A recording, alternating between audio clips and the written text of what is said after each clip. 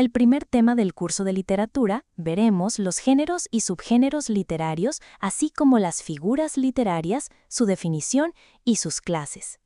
A continuación, veremos los tipos de géneros. 1.1. Género épico. El género épico nació en la Edad Antigua como una composición en verso. Narra objetivamente hechos gloriosos y hazañas de héroes con cualidades sobrehumanas. Los principales subgéneros o especies del género épico son los siguientes. A. Epopeya. Es una extensa composición en verso que relata los actos heroicos y gloriosos de personajes mitológicos de un periodo histórico remoto.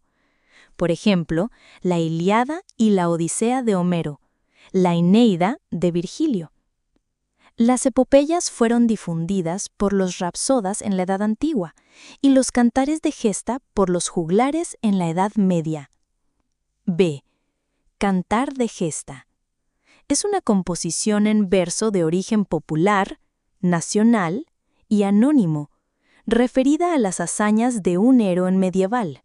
Por ejemplo, el poema de Mío Cid, España, el cantar de los Nibelungos, Alemania, el cantar de Roldán, Francia. C. Poema épico. Es una composición escrita en verso que surgió a fines de la Edad Media. Se caracteriza por el empleo de un lenguaje culto y por sus constantes referencias cristianas. Por ejemplo, la Divina Comedia de Dante Alighieri, Jerusalén Libertada de Torquato Tasso. 1.2. Género lírico. El género lírico se caracteriza por su subjetividad, ya que expresa, tradicionalmente en verso o eventualmente en prosa, el mundo interior del poeta, sentimientos, emociones y pensamientos. Los principales subgéneros o especies del género lírico son los siguientes. A. Oda. Poema que elogia o alaba, con un lenguaje entusiasta, las cualidades de algún ser u objeto. Por ejemplo, Odas elementales, de Pablo Neruda, A la vida retirada, de Fray Luis Ponce de León. B. Elegía. Composición que expresa el lamento del poeta ante la muerte de un ser querido. Por ejemplo, Coplas por la muerte de su padre, de Jorge Manrique, Llanto por Ignacio Sánchez Mejías, de Federico García Lorca. C. Égloga. También llamada bucólica, es un poema referido al campo, los pastores y sus sentimientos amorosos. Por ejemplo, Églogas de Garcilaso de la Vega y Bucólicas de Virgilio. D. Epigrama. Composición poética de extensión breve que se caracteriza por su tono irónico y sus finales ingeniosos. Por ejemplo, Epigramas de Ernesto Cardenal. E. Sátira. Poema que critica de forma ácida y mordaz los vicios, defectos y costumbres de un personaje o la sociedad con un fin moralizante. Por ejemplo, A una nariz, de Francisco de Quevedo, y El Carnaval de Lima, de Felipe Pardo y Aliaga. 1.3. Género dramático. El género dramático abarca las obras destinadas a la representación escénica en espacios diseñados para ello, teatros. Estas se componen de diálogos y acciones de los personajes y acotaciones del autor, aclaraciones sobre los detalles o el ambiente de la escena. En el género dramático, el autor crea un texto, ya sea en verso o en prosa, para ser interpretado en escena. Los principales subgéneros o especies del género dramático son los siguientes. A. Tragedia. Obra dramática centrada en hechos funestos y protagonizada por personajes elevados o ilustres, reyes, príncipes, aristócratas. Su final se relacionan con la desdicha o la muerte. Por ejemplo, Edipo Rey, de Sófocles, Bodas de Sangre, de Federico García Lorca. B. Comedia. Obra dramática centrada en hechos burlescos y protagonizada por personajes sencillos de la vida cotidiana, campesinos, labradores, comerciantes. Su desenlace es feliz. Por ejemplo, Ñacatita, de Manuel Asensio Segura. C. Drama. Obra que mezcla los elementos de la tragedia y la comedia. Hechos funestos y burlescos, personajes elevados y comunes, final entre trágico y feliz. Por ejemplo, La vida es sueño, de Calderón de la Barca, Fuente Ovejuna, de Lope de Vega, Ollantay, anónimo. 1.4. Género narrativo. El género narrativo en sus orígenes estuvo vinculado al género épico. Se diferencia de este por el empleo de la prosa y por su mayor variedad temática. Abarca las obras que narran acontecimientos reales o ficticios, novelas históricas, policiales, humorísticas, de terror, etc. Los dos principales subgéneros o especies del género narrativo son los siguientes. A. Cuento. Narración breve protagonizada por uno o pocos personajes. Se caracteriza por desarrollar un solo tema. Por ejemplo, Guarmacuyay, de José María Arguedas. B. Novela. Narración extensa en la que intervienen varios personajes. Se caracteriza por desarrollar dos o más temas. Por ejemplo, Los perros hambrientos, de Ciro Alegría. 1.5. Género expositivo. El género expositivo tiene por finalidad incentivar la capacidad crítica y reflexiva del lector a través del desarrollo de un tema específico. Se manifiesta en prosa. El principal subgénero o especie del género expositivo es el siguiente. A. Ensayo. Obra que desarrolla un tema alrededor de una hipótesis sustentada a través de argumentos. No posee la rigurosidad metódica de un texto científico. Es más bien de carácter subjetivo, puesto que evidencia la interpretación personal de la realidad que hace un autor. Esta especie surgió en la Edad Moderna, con Michel de Montaigne y su libro Ensayos.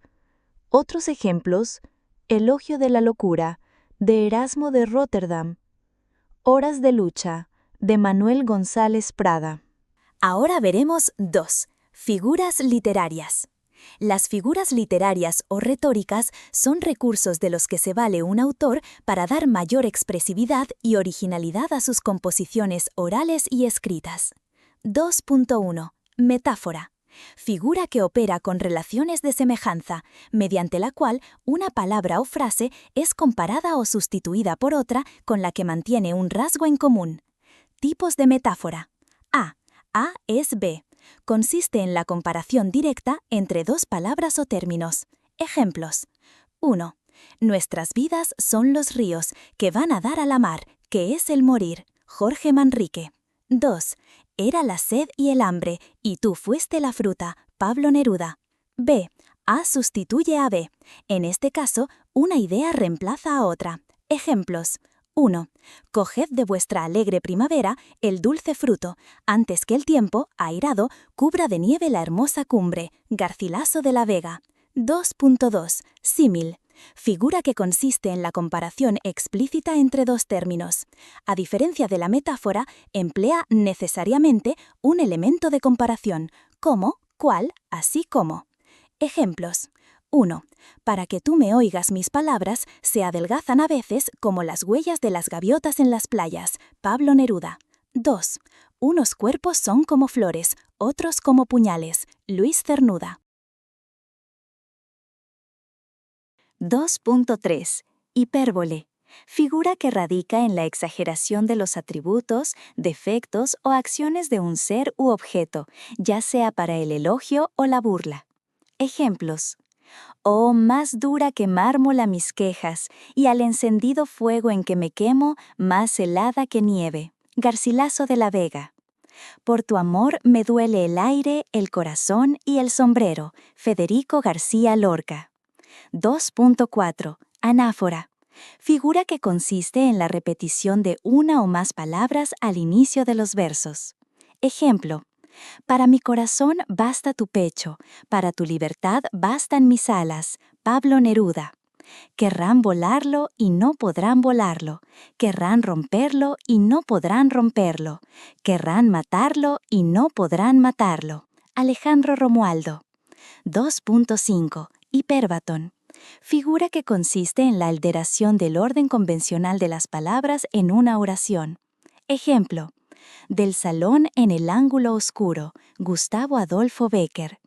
Del monte en la ladera, por mi mano plantado tengo un huerto, Fray Luis Ponce de León. El siguiente curso que veremos es Economía. Etimología. Oikos es casa, hogar, hacienda. Nomos es gobernar, administrar. Economía, administración de la casa o de la hacienda. Definición. Ciencia social que se ocupa de estudiar la forma en la que la sociedad administra los recursos escasos frente a necesidades ilimitadas. Objeto de estudio. Problemas relacionados con la producción y distribución de bienes y servicios destinados a la satisfacción de necesidades humanas. Finalidad. Ordenación y clasificación de los fenómenos económicos para determinar leyes económicas y satisfacción de necesidades, bienestar. Método de estudio. Inductivo, particular a general y deductivo, de lo general a lo particular. 2. Evolución histórica del pensamiento económico. Y. Edad antigua. Platón. 427-327 a.C. Analizó la estructura política y económica de un estado ideal compuesto por gobernantes, guerreros y artesanos.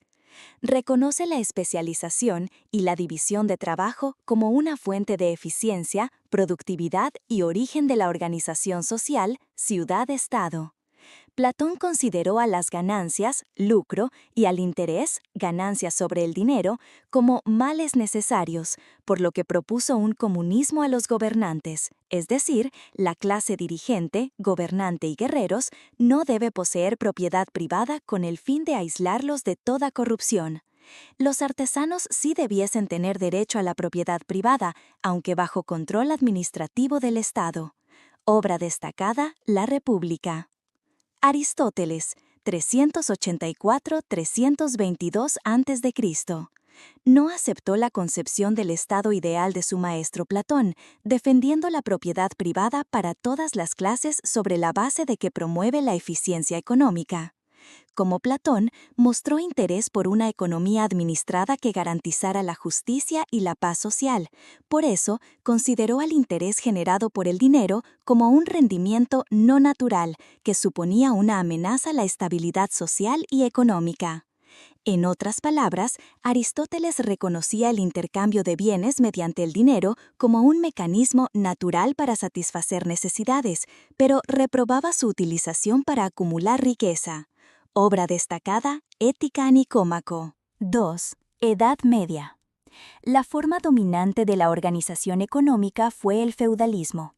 Era un sistema de producción donde la propiedad legal de la tierra se encuentra en manos de reyes y señores, que a su vez asigna a sus jefes guerreros y nobles grandes parcelas a cambio de su lealtad, los cuales a su vez las asignaban a otros subarrendatarios a cambio del cumplimiento de obligaciones militares, personales o económicos.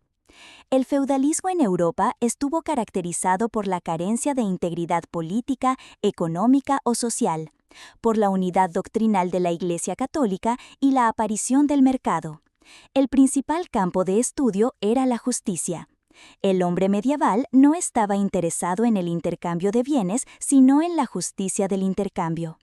Los pensadores medievales condenaron la usura como el mecanismo de ganancias generadas por el uso del dinero, pero reconocieron el interés como un reembolso por una pérdida o un pago atrasado.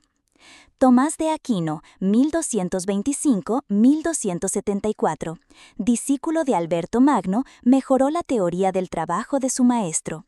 Introduce la idea de las necesidades humanas para la determinación del precio de los bienes. El interés por la justicia lleva al desarrollo del precio justo sobre una base normativa que buscaba que el precio de un bien no excediera el valor del artículo ni estuviera por debajo. Es decir, vender un producto más caro o comprarla más barato que su valor es considerado injusto e ilícito. Obra destacada, Suma Teológica. 3. Escuela mercantilista, siglos XV-XVIII. Los mercantilistas abordaban los problemas de los orígenes de la riqueza de los países y de los modos de incrementarla. Para ellos, la riqueza no se fijaba en la producción, sino en el comercio y en la circulación del dinero, movimiento del oro y la plata.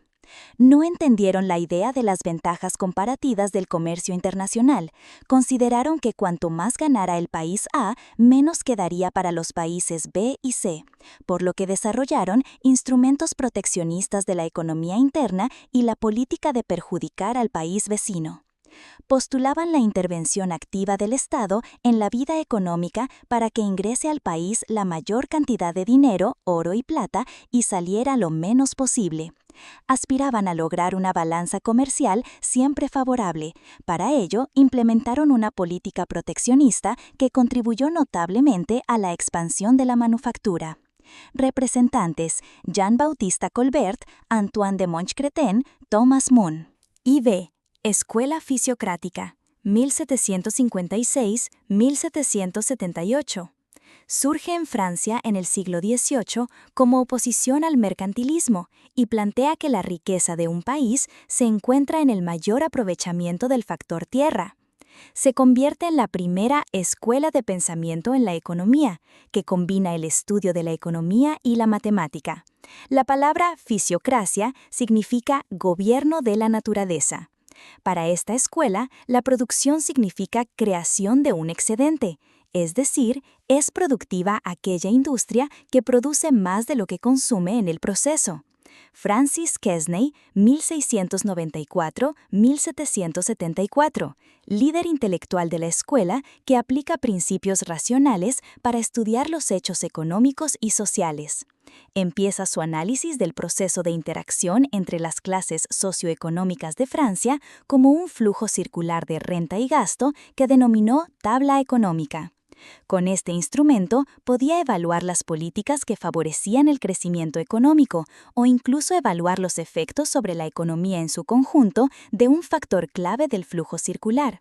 Al considerar prejudiciales la política económica mercantilista de la monarquía francesa, rechaza la participación del Estado y plantean la libertad en las actividades económicas. Otros representantes, Jacques Turgot y Vincent Gournay, célebre por la frase «dejar hacer, dejar pasar». V. Escuela clásica. Aparece a fines del siglo XVIII en el contexto del desarrollo de la Revolución Industrial y el surgimiento del capitalismo con el nombre de economía política. Plantea una economía de libre comercio sin la intervención del Estado. El trabajo como fuente de la riqueza, que en última instancia depende de la división del trabajo y la especialización. Distinguieron el valor de uso y valor de cambio en los bienes. Para aumentar la riqueza a una nación, se tenía que aumentar el factor trabajo y el grado de su productividad. Adam Smith, 1723-1790. Es considerado el padre de la economía por la publicación de su libro Investigación sobre la naturaleza y causas de la riqueza de las naciones. Uno de los principales aportes de Smith es la teoría del valor. El valor se determina cuando las personas realizan los intercambios de bienes por dinero o por otros bienes, y puede descomponerse en dos tipos: valor de uso, que expresa la utilidad del objeto, y valor de cambio, que expresa la capacidad de compra de un bien. Otro punto importante en la riqueza de las naciones es la división del trabajo, que consiste en la especialización en la ejecución de las etapas necesarias para producir un bien. Smith reporta 3 ventajas. Primero, permite un aumento de la habilidad y destreza de cada trabajador. Segundo, un ahorro de tiempo. Tercero, la invención de la máquina. David Ricardo, 1772-1823. Utilizó el método deductivo para construir un sistema de pensamiento sostenido en 3 pilares: teoría de la renta, el principio de población de Malthus y los salarios. En la teoría clásica de la renta, aplica la ley de los rendimientos marginales decrecientes para determinar la renta agrícola como la diferencia entre el producto de la mejor tierra y el de la peor tierra de cultivo con las mismas cantidades de trabajo y capital. Ricardo abordó el estudio de comercio internacional introduciendo la teoría de la ventaja comparativa, en que pretendía demostrar que un país incluso se puede beneficiar al importar mercancías en las que es absolutamente más eficiente que el otro país, pero que deja de producirlos para una mejor especialización del trabajo. Otros representantes: John Stuart Mill, Thomas Malthus. 6. Escuela crítica de la economía política clásica o marxista. Surge como una crítica a la economía política inglesa, que defendía el sistema capitalista, concibiendo una sociedad basada en la organización social de clases que se encuentran en conflicto entre ellas. Esta situación impulsaba los cambios y a las revoluciones, como la revolución burguesa en Francia, el levantamiento de los esclavos en Roma y de los campesinos en el feudalismo. Para los socialistas, la propiedad privada de los medios de producción es uno de los pilares del capitalismo y explica el origen de la desigualdad. Karl Marx, 1818-1883. Postula la teoría valor-trabajo, sosteniendo que el fundamento del valor de las mercancías depende de la cantidad de trabajo socialmente necesario para su producción. Marx pretende que el valor tiene una propiedad objetiva, porque los precios del mercado competitivo fluctúan alrededor de los costos de producción, que son esencialmente los costos del trabajo. Desarrolló una teoría de los salarios donde explica que el valor de la fuerza de trabajo puede dividirse en una cantidad necesaria para la subsistencia del trabajador denominada trabajo socialmente necesario, y una cantidad que puede ser mayor o menor que la otra parte, denominada plusvalía. El trabajo socialmente necesario determina el salario del trabajador y la plusvalía es retenida por el capitalista. Federico Engels, 1820-1895. Entre varias obras publicadas, contribuyó con un estudio del desarrollo histórico de las familias, la aparición y consolidación de la propiedad privada y la presencia del Estado. 7.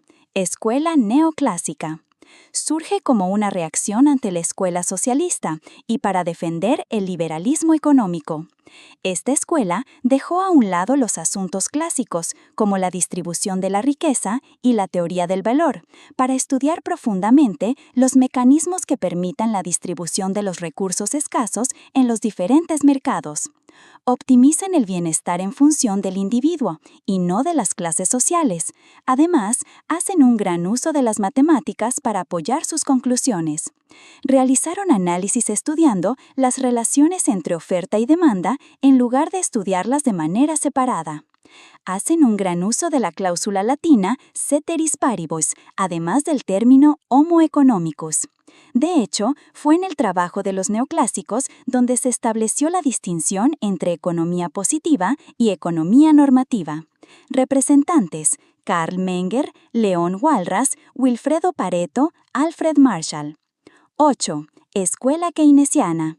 La imposibilidad de la escuela neoclásica de encontrar soluciones para la Gran Depresión de los años 30, iniciada en los Estados Unidos, llevaron a la aparición de un planteamiento diferente en el libro Teoría General de la Ocupación, el interés y el dinero, de John Maynard Keynes, pensamiento tan influyente que sus seguidores fueron llamados keynesianos.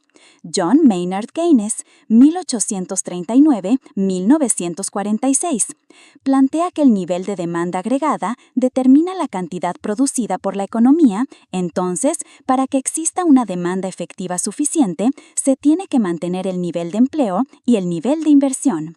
También aborda el estudio de los mercados, donde es necesaria la intervención del Estado en la economía vía la aplicación de políticas económicas.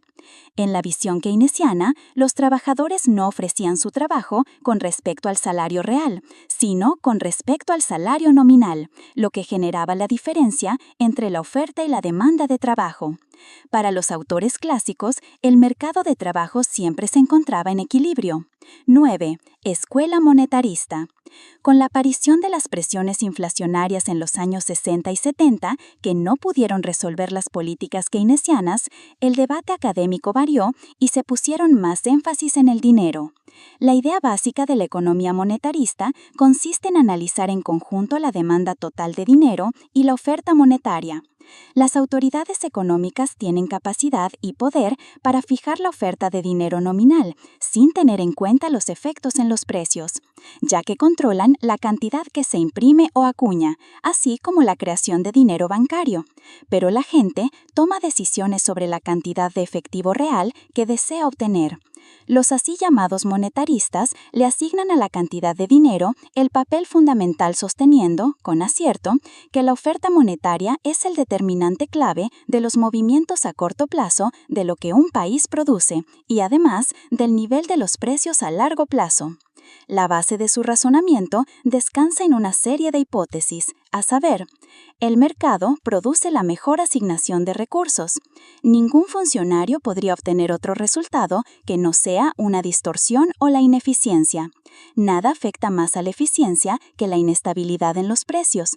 La economía sería estable de no ser por las intervenciones de los gobiernos. Solo reglas monetarias permanentes y estables hacen una economía estable. Solo reglas monetarias permanentes y estables crean expectativas favorables. Solo reglas monetarias permanentes y estables impiden a los políticos las manipulaciones electorales. Milton Friedman, 1912-2006. Se opuso a las ideas keynesianas en el momento de su mayor apogeo. Propone una teoría de la demanda de dinero en función de renta permanente, renta de largo plazo, con la que explica la inflación como un fenómeno exclusivamente monetario. Si la autoridad monetaria decide incrementar la cantidad de dinero en circulación, ocasionarán que los precios suban. Entonces, los agentes económicos adaptan su comportamiento a los mayores precios, intensificando el fenómeno inflacionario. Representantes: Carl Menger, John B. Taylor. 3. División de la economía. La economía ha desarrollado una serie de conocimientos para explicar el comportamiento de las empresas y las familias. Para una mejor comprensión, se ha desarrollado las siguientes diferencias. 3.1. Economía positiva. Trata de conocer y describir la realidad tal como es sin la intervención de juicios de valor o consideraciones morales. Se refiere a los hechos, lo que es. La economía positiva se divide en 3.1.1. Economía descriptiva. Tiene por objeto la observación y descripción de las actividades económicas. 3.1.2. Teoría económica. Conjunto de principios, leyes, teorías y modelos que permitan describir, explicar y predecir los fenómenos económicos. Se apoya en la información proporcionada por la economía descriptiva. Dentro de la división de la teoría económica tenemos la microeconomía y macroeconomía. La microeconomía estudia el modo en que las familias y las empresas toman decisiones y la forma en que interactúan en los mercados para la formación de precios. La macroeconomía estudia la economía en forma conjunta, a través de los agregados económicos como la inflación, el desempleo, la cantidad de dinero y el crecimiento económico. 3.2. Economía normativa. Propone la dirección en que debe modificarse la realidad y los medios para intervenir sobre ella. Se ocupaba de los juicios de valor sobre el estado de las cosas, de lo que debería ser. 3.2.1. Política económica. Conjunto de directrices y lineamientos mediante los cuales el Estado regula y orienta el proceso económico del país. Define los criterios generales que sustentan, de acuerdo con la Estrategia General de Desarrollo, los ámbitos fundamentales e instrumentos correspondientes al sistema financiero nacional, al gasto público, a las empresas públicas, a la vinculación con la economía mundial y a la capacitación y la productividad. 3.2.2. Política fiscal. conjunto de acciones gubernamentales que se refieren fundamentalmente a la administración y aplicación de instrumentos discrecionales para modificar los parámetros de los ingresos, gastos y financiamiento del sector público, del mismo modo que la política de cambios. Pretenden influenciar en la demanda, pero en este caso mediante un plan de actuación de los gastos e ingresos públicos. 3.2.3. Política monetaria. Es una política económica que usa la cantidad de dinero como variable de control para asegurar y mantener la estabilidad económica. Para ello, las autoridades monetarias usan mecanismos como la variación del tipo de interés y participan en el mercado de dinero. Ahora veremos el punto 4. Problemas económicos fundamentales. La sociedad identifica sus principales necesidades y qué tipo de bienes son los adecuados para producir.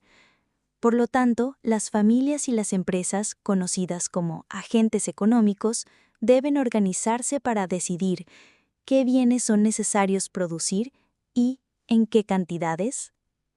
Seguidamente, la fabricación requiere la intervención de muchos trabajadores, mano de obra, de las máquinas, capital y los insumos. La siguiente pregunta que tendrá que hacerse la economía es: ¿cómo producir esos bienes? La distribución de los bienes producidos en la sociedad es decidida por cuestiones económicas, políticas y morales. Cuando los bienes están disponibles en la sociedad, tenemos que preocuparnos: ¿para quiénes se producen estos bienes? Entonces, podemos resumir que cualquier economía debe resolver el problema económico respondiendo a 3 preguntas. Problemas que resuelve la economía. ¿Qué bienes producir? Televisores, computadoras, automóviles. ¿Cómo producir? Intensivo en mano de obra o capital. ¿Para quiénes producir? Infantes, madres gestantes, estudiantes.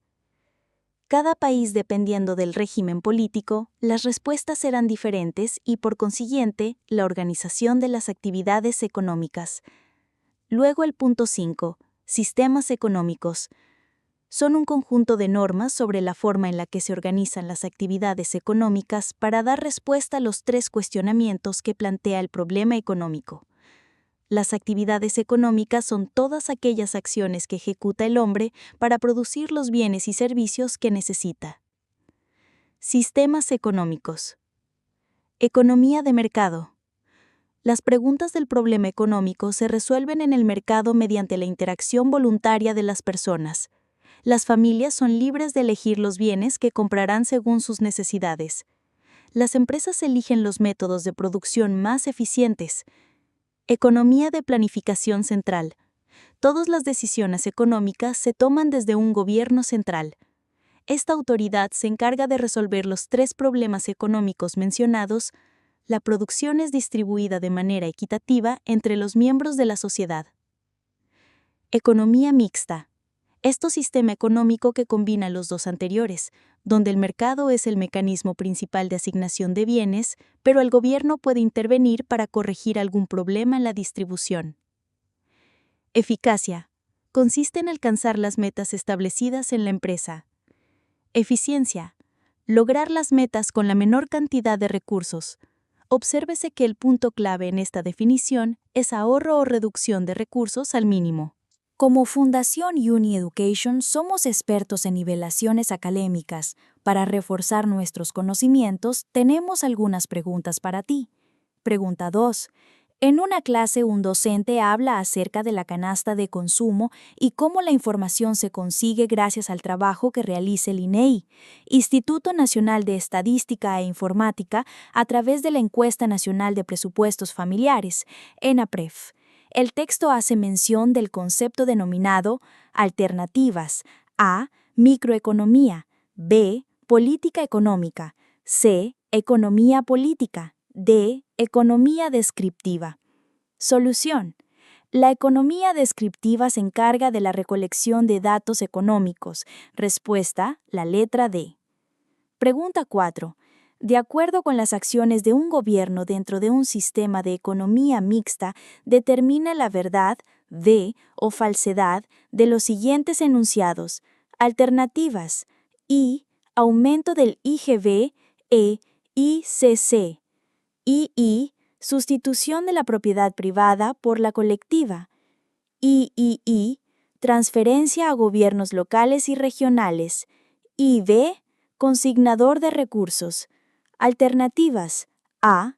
FFVV. B. FFVF. C. VFVF. D. BBVF. Solución.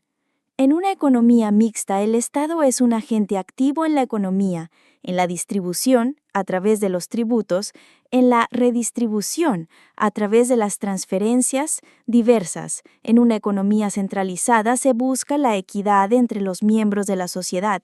De allí el papel del Estado en ser consignador de los recursos y la búsqueda de la propiedad colectiva. La respuesta es la letra C. Pregunta 5. Luego de una exposición, un ponente concluye con la siguiente afirmación. Cuando el gobierno decide poner en circulación una excesiva cantidad de dinero con respecto a la producción, se puede inferir que el efecto inmediato será el incremento de los precios en el mercado. Dicha conclusión se basó en los conceptos alternativas. A. De la economía positiva. B. Del método analítico. C. Del método inductivo. D. De la teoría económica. Solución. En teoría económica, busca describir, explicar y predecir los fenómenos económicos. En el caso de la lectura, la inflación. Respuesta, la letra D. Pregunta 6. Escuela económica que considera en su análisis las interrelaciones de la oferta y la demanda de manera libre para establecer un equilibrio económico. Alternativas. A. Clásica. B. Monetarista. C. Neoclásica. D. Keynesiana. Solución. Los neoclásicos consideran que el equilibrio económico se debe al libre juego de la oferta y la demanda. Respuesta, la letra C. Pregunta 7. De acuerdo con la división de la economía, indique los enunciados que no corresponden con la economía positiva. Y. Exportaciones de cobre cayeron 7.5% en enero. Y. Analistas esperan que el BCR mantenga tasas de interés. Y. MEF transfiere 421.7 millones a gobiernos subnacionales. Y B. Facturación en turismo caería 15% en Semana Santa por efecto del coronavirus. Alternativas. A. 1 y 3. B. 2 y 4. C. 1 y 4. D. Solo 4. Solución. Los siguientes enunciados no corresponden a la economía positiva, ya que dan juicios de valor de lo que debería ser o pasar en la economía en un momento dado. 2. Analistas esperan que el BCR mantenga tasas de interés. 4. Facturación en turismo caería 15% en Semana Santa por efecto del coronavirus. La respuesta es la letra C. Pregunta 8. Escuela económica que plantea que para asegurar el pleno empleo en diversos casos puede ser necesario moderar o dirigir el libre juego de las fuerzas económicas, pero cuidando de no ejercer un dominio donde la iniciativa y las responsabilidades privadas puedan desarrollarse se denomina alternativas. A. Marxista. B. Neoclásica. C. Monetarista. D. Keynesiana. Solución. La escuela keynesiana propone la intervención del Estado en la actividad económica para fomentar la demanda agregada y reactivar la economía o mantener el crecimiento económico. La respuesta es la letra D. Pregunta 9. La mayoría de los productos que consumen los centennials, generación Z, están influenciados por la actividad que sus marcas llevan a cabo en redes sociales, las aplicaciones móviles, los blogs, las redes sociales y las reseñas. Son más importantes para ellos que para las generaciones anteriores. Para ellos no existe la vida sin Internet. El texto engloba el concepto denominado alternativas. A. Necesidades ilimitadas. B. ¿Para qué producir? C. Microeconomía. D. Satisfacción de necesidades. Solución. La microeconomía estudia la forma en que los agentes, familias y empresas interactúan en el mercado a través de sus diversos comportamientos. La respuesta es la letra C. Siguiendo con el reforzamiento, tenemos algunas preguntas adicionales de economía. Pregunta 1. El docente Alejandro García explica a sus alumnos la necesidad de conocer la evolución de la situación económica del país. Esto se consigue a través de la recolección de datos e información. El docente se refiere a la A. Microeconomía. B. Política económica. C. Economía política. D. Economía descriptiva. Solución. La economía descriptiva se encarga de la recolección de datos económicos. Respuesta, la letra D. Pregunta 2. De acuerdo con la intervención del Estado en una economía de planificación central, determine la verdad B o la falsedad F de los siguientes enunciados. 1. Permitir a las empresas privadas en sectores estratégicos. 2. Realiza la redistribución de la riqueza entre los agentes. 3. Establecer las cantidades producidas de solo los alimentos. 4. Decidir los programas educativos y culturales. A. F, F, V, V. B. F, F, F, V. C. F, F, F, V. D. V, V, V, V. Solución. 1. Falso. En esta economía no participan empresas privadas. 2. Falso. El Estado realiza la distribución. 3. Falso. El Estado establece las cantidades de todos los bienes y servicios. 4. Verdadero. Respuesta a la letra B. Pregunta 3. La doctrina señala que la riqueza de una nación depende de la productividad del trabajo y defiende una mínima participación del Estado, a diferencia de la doctrina que plantea un Estado dirigido por la clase, que debe decidir todos los asuntos económicos. A. Keynesiana, neoclásica, burguesa. B. Clásica, keynesiana, terrateniente. C. Socialista, clásica, trabajadora. D. Clásica, socialista, trabajadora. Solución. Los clásicos señalan la mínima participación del Estado que debe garantizar educación, salud, justicia y seguridad. Los socialistas señalan que la clase trabajadora debe dirigir la economía en un nuevo Estado. Respuesta a la letra D. Pregunta 4. En un estudio realizado por un grupo de estudiantes tiene como finalidad descubrir la relación entre el precio y las cantidades que adquieren los consumidores. Evalúan lo que ocurre en 5 diferentes mercados: calzado, vestimenta, alimentos, transporte, vivienda, y en todos ellos la relación entre ambas variables es inversa. Llegan a plantear la conclusión general: siempre que el precio de un producto se incrementa, la cantidad que se desea adquirir disminuye. El método que se utilizó es el A. Inductivo. B. Dialéctico. C. Marxista. D. Deductivo. Solución. Partir de los casos particulares y a partir de ahí llegar a una conclusión general es el método inductivo. Respuesta a la letra A. 5. En el sur del país se desató el problema de la mina Tía María. El conflicto llegó hasta el bloqueo de carreteras, obligando al gobierno a cancelar la licencia del proyecto. Las críticas hacia el gobierno señalan que la actividad minera es la más importante del país. Los pobladores, por el contrario, señalan que la agricultura es la más importante actividad. Las propuestas se relacionan con la economía A. Descriptiva. B. Normativa. C. Política. D. Inductiva. Solución. Los juicios de valor sobre algún asunto económico están dentro de la economía normativa. Respuesta a la letra B. Pregunta 6. Hace un par de años el gobierno viene discutiendo el incremento del impuesto selectivo al consumo de cervezas y cigarros. Esto ha generado molestia entre los productores y consumidores de los bienes mencionados. El argumento es que se elevarán los precios y se reducirán las ventas.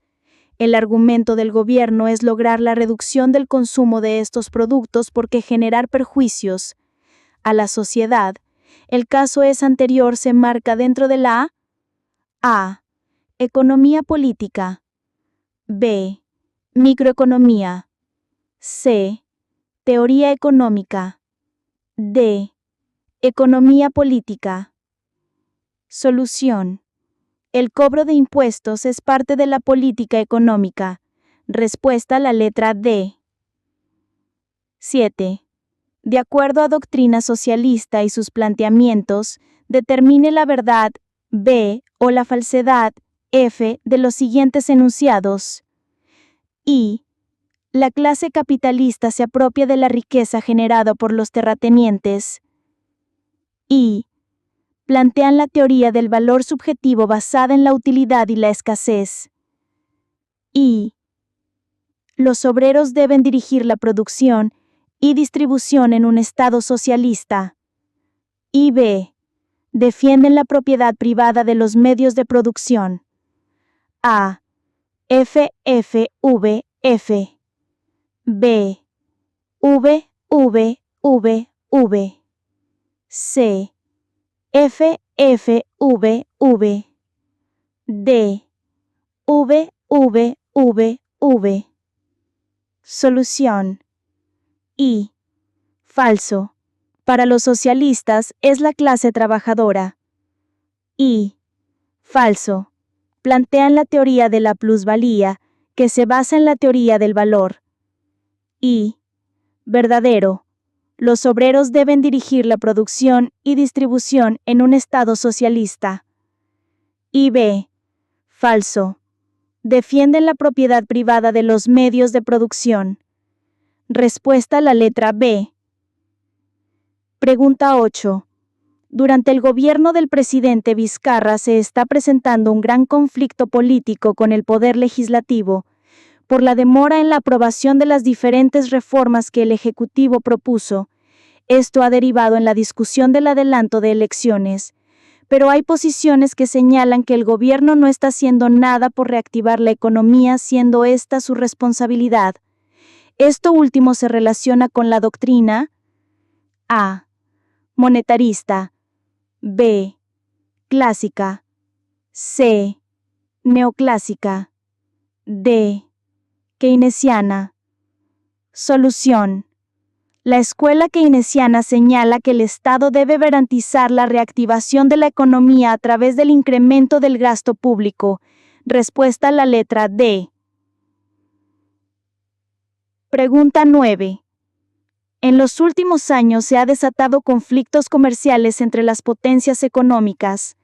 La más resaltante es la que se está dando entre Estados Unidos y China, países que elevaron sus aranceles a los productos que intercambian, generando que muchos sectores productivos salgan perjudicados. De acuerdo al texto, determine la verdad B o la falsedad F de los siguientes enunciados. I. Los mercantilistas serían defensores de este incremento de los aranceles. I. Las propuestas se relacionan con la doctrina monetarista. I. Con el cobro de aranceles se protege la industria nacional. Y B. Los clásicos están en contra de estas medidas proteccionistas. A. F, F, V, V. B. V, V, V, V. C. V, F, V, V. D, V, V, V, V. Solución. I. Los mercantilistas defendían el proteccionismo a través del cobro de aranceles. I. Falso. Los monetaristas plantean la menor participación del Estado y defienden el libre mercado. I. Verdadero. Eso proponen los mercantilistas para mejorar la balanza comercial. Y B. Verdadero. Los clásicos están en contra de estas medidas proteccionistas. Respuesta a la letra C. Siguiendo con el tema 1, ahora veremos el curso de filosofía, su filosofía y reflexión filosófica. 1. Etimología. La palabra filosofía está compuesta por dos vocablos, filos, amor, y sofia, sabiduría. Por lo tanto, filosofía significa amor por la sabiduría. A Pitágoras se le atribuye el origen de los términos filosofía y filósofo. En efecto, Cicerón sostiene que Pitágoras, al regresar a Grecia, tuvo un encuentro con Leonte, rey de los feacios, quien, admirado por su elocuencia e ingenio, le preguntó: ¿A qué te dedicas, sabio Pitágoras? ¿Qué arte practicas? De inmediato, éste respondió de la siguiente forma: no soy maestro en ningún arte y tampoco soy un sabio, sofos. Más bien, soy un filósofo, filósofos, alguien que ama y aspira a la sabiduría, sofia, es decir, me dedico a la filosofía. Desde la antigüedad, los griegos consideraron que la filosofía busca el saber por el saber mismo, es decir, supone una búsqueda desinteresada del saber. En este sentido, el conocimiento que la filosofía pretende alcanzar no está alentado por provecho, beneficio o alguna utilidad material. 2. Definición. A lo largo de la historia, los filósofos han desarrollado diversas definiciones acerca de la naturaleza de la filosofía. Hemos seleccionado las de Aristóteles y Wittgenstein. A. Aristóteles, 384-322 a.C. En su obra titulada Metafísica, Aristóteles sostuvo que la filosofía es la ciencia teórica que estudia los primeros principios y las primeras causas. B. Ludwig Wittgenstein, 1889-1951. En su libro Tractatus Logico-Philosophicus, sostuvo que la filosofía no es un cuerpo de doctrina, sino una actividad. Una obra filosófica consiste esencialmente en elucidaciones. En este sentido, el resultado de la filosofía no es proposiciones filosóficas, sino la clarificación de dichas proposiciones. 3. Origen histórico de la filosofía. A. Origen cronológico. La filosofía surgió en el siglo VI a.C. en las ciudades griegas del Mediterráneo, específicamente en la región de Jonia, en las costas del mar Egeo, actualmente región del Asia Menor. B. Origen circunstancial. En su obra Metafísica, Aristóteles sostuvo que aquello que empezó a inclinar a los hombres hacia las primeras indagaciones filosóficas fue el asombro o admiración frente a todos aquellos fenómenos acerca de los cuales no poseían explicaciones: la estructura del universo, el origen de la especie humana, el sentido de la existencia, etc. 4. Factores que propiciaron el surgimiento de la filosofía. Religioso. La religión griega no mantenía una doctrina fija, no existía ni una casta sacerdotal ni libros sagrados. Geográfico. La aridez del suelo griego contribuyó a la búsqueda de productos básicos en otros lugares. En este sentido, la situación geográfica de las colonias griegas favoreció la navegación y el intercambio comercial.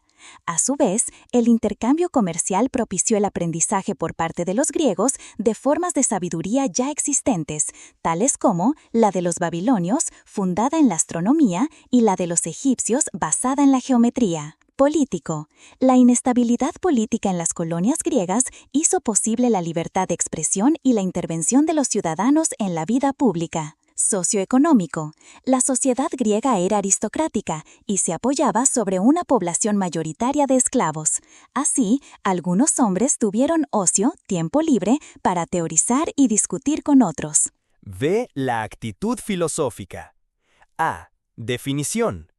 La actitud es la forma de reaccionar del ser humano frente a los diversos sucesos, objetos y hechos que conforman su realidad, y puede ser de varios tipos: religiosa, científica y filosófica. Una actitud filosófica es una reacción especial que experimenta el ser humano ante situaciones complejas, tales como las referidas a la muerte, el sentido de la vida y Dios. V. Características. Totalizadora. El conocimiento filosófico se caracteriza por ser totalizador porque el campo de sus reflexiones abarca aspectos de máxima generalidad. Mientras las ciencias investigan una parte de la realidad, por ejemplo, la biología indaga sobre los seres vivos y la matemática sobre los números, la filosofía estudia cada uno de los aspectos de la realidad: el conocimiento, la vida, los valores, la belleza, la política, etc. Radical. Se dice que la filosofía es radical porque tiene por objetivo indagar sobre los principios y fundamentos de la realidad, esto es, sobre la raíz de los problemas más fundamentales de nuestra existencia. Racional. Es racional el conocimiento filosófico ya que plantea argumentos lógicamente constituidos. Sus teorías o tesis filosóficas no admiten criterios de autoridad o creencias místicas inverosímiles. Crítica. La filosofía es crítica puesto que constantemente discute o polemiza tesis o posturas tomadas como verdades absolutas e incuestionables. No acepta planteamientos injustificados. Problemática. La filosofía es problemática debido a que constantemente reformula las verdades alcanzadas a la luz de los nuevos sucesos o acontecimientos. Incluso encuentra problemas nuevos y no previstos. Los problemas filosóficos se expresan en preguntas. Por ejemplo, Immanuel Kant consideró que las 4 grandes interrogantes filosóficas fueron las siguientes: ¿qué puedo conocer? ¿Qué debo hacer? ¿Qué me cabe esperar? ¿Qué es el hombre? Estas preguntas no son para nada propiedad de los filósofos, sino que todo ser humano se las formula dado que tiene el potencial para poder reflexionar sobre ellas. A continuación, una lista de preguntas filosóficas. 1. ¿Por qué existe este mundo? 2. ¿Por qué vivimos? 3. ¿Se puede probar que Dios existe? 4. ¿Por qué es malo matar a otro ser vivo? 5. ¿Hay otra vida después de la muerte? 6. ¿Cuál es la naturaleza moral del hombre? 6. Las disciplinas filosóficas. Múltiples son las cuestiones que aborda el filósofo. El estudio de estas diferentes cuestiones ha dado nacimiento a diversas disciplinas filosóficas. Disciplinas filosóficas. Ontología. El ser de la realidad y de los entes.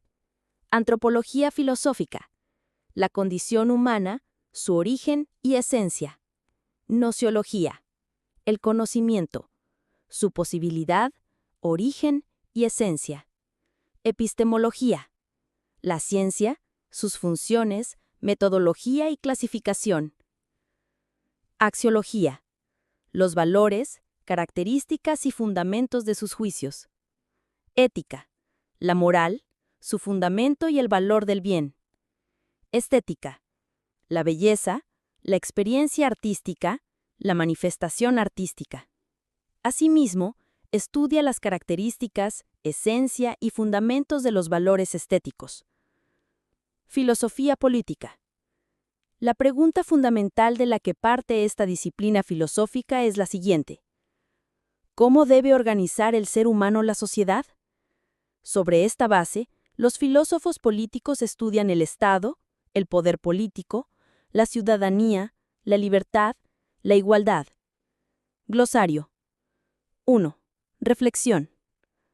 Acto por el que el hombre presta atención a sus propias operaciones psíquicas o a la coherencia de sus razonamientos.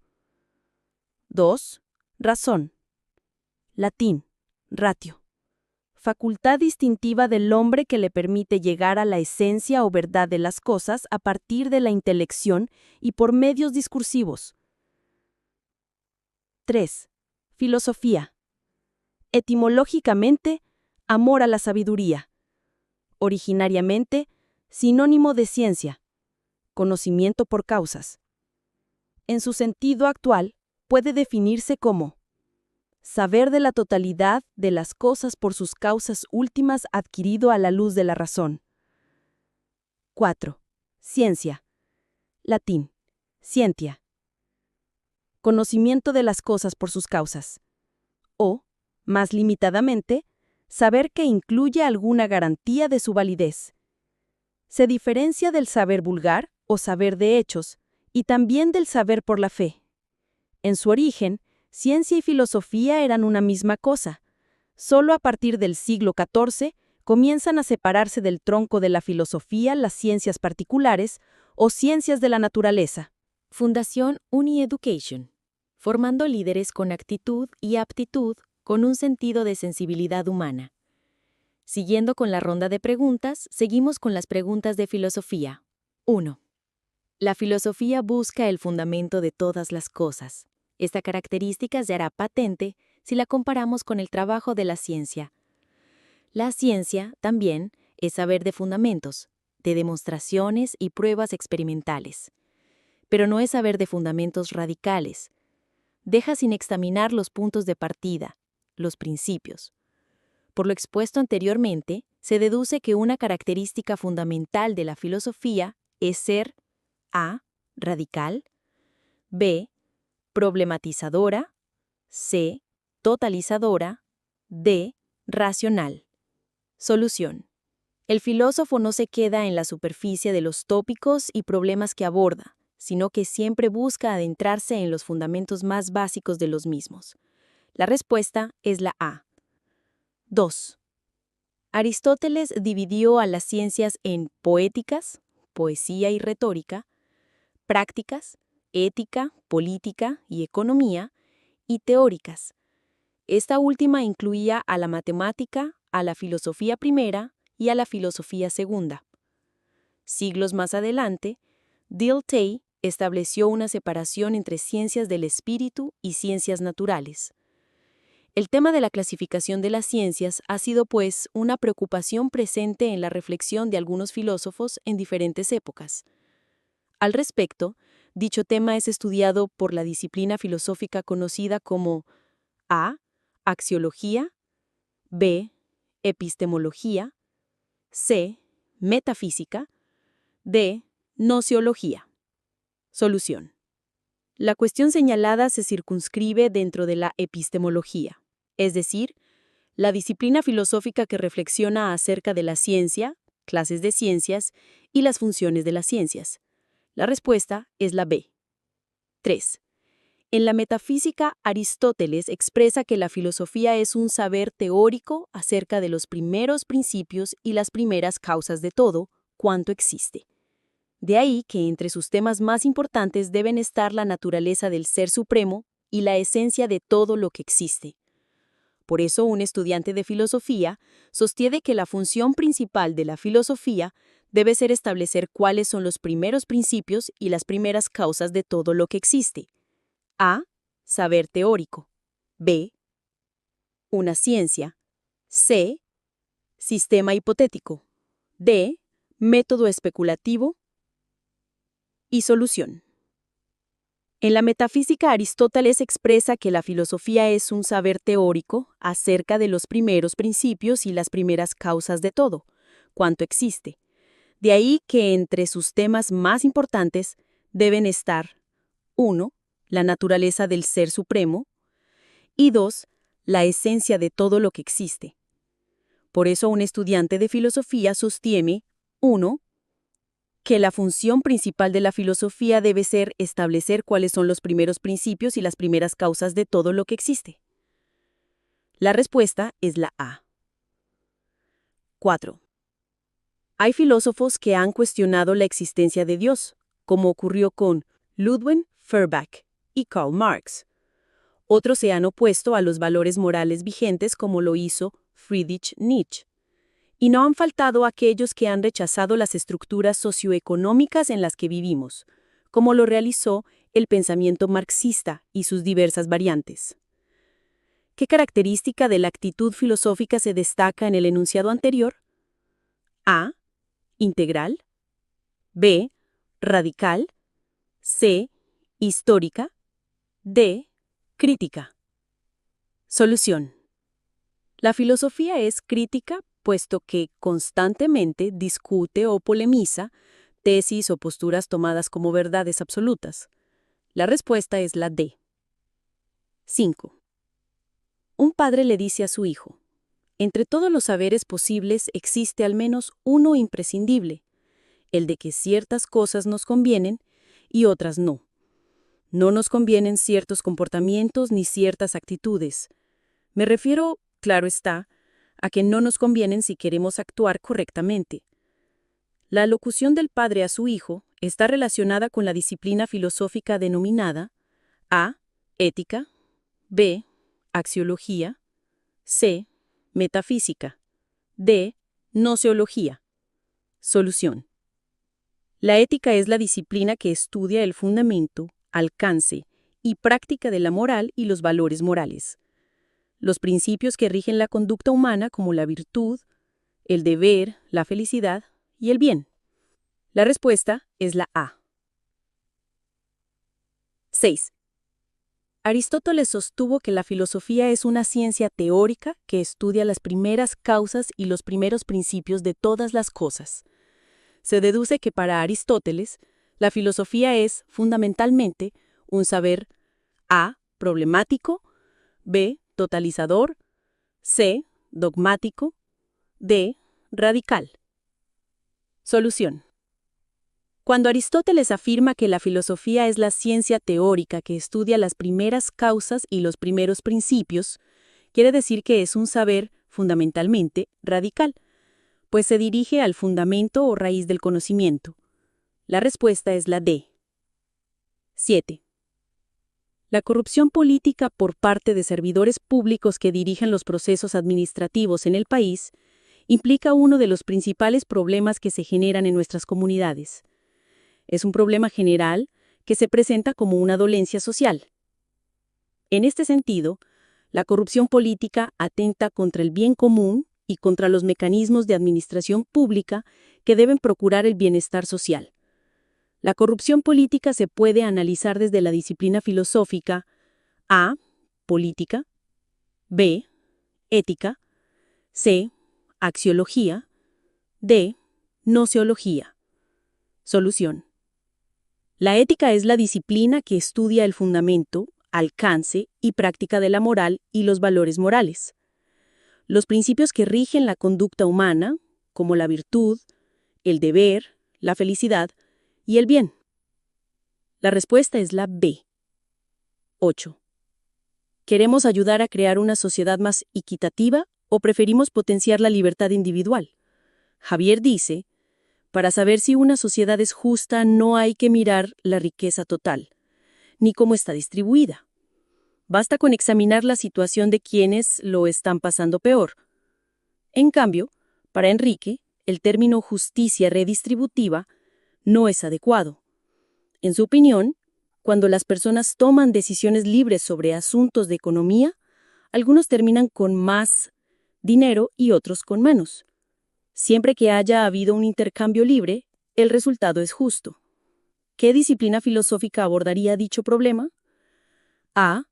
Ética, B. Filosofía política, C. Axiología, D. Antropología filosófica. Solución.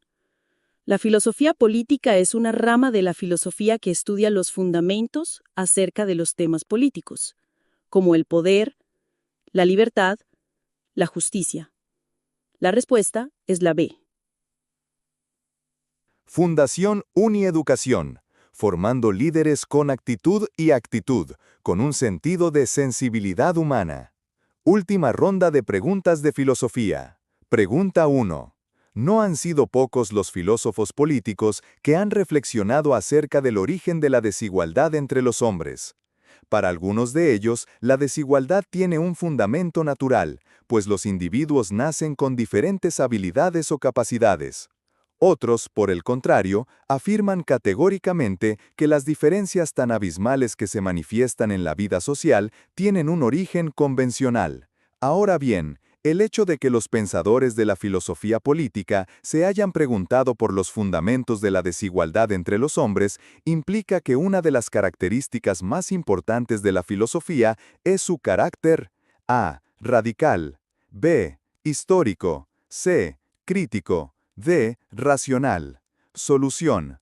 El hecho de que la filosofía busque ir a la raíz del problema de la desigualdad entre los hombres supone que uno de sus rasgos distintivos es la radicalidad.